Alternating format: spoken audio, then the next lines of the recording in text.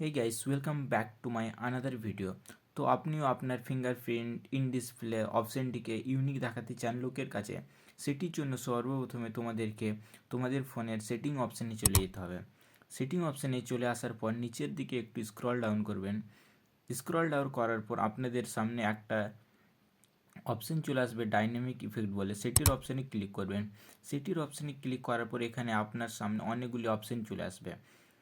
এদের মধ্যে নিচের দিকে স্ক্রল ডাউন করবেন এবং দেখবেন ফিঙ্গারপ্রিন্ট আইকন অ্যানিমেশন, সেই অপশানে ক্লিক করবেন।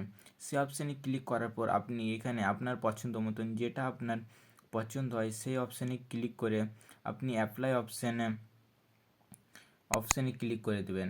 অ্যাপ্লাই অপশানে ক্লিক করার পর আপনার অ্যানিমেশনটা অ্যাক্টিভ হয়ে গেছে সেটি দেখার জন্য ফোনটাকে অফ করবেন এবং অন করবেন এবং আপনার হাতটি দিলেই আপনার অ্যানিমেশনটা খুলে যাবে।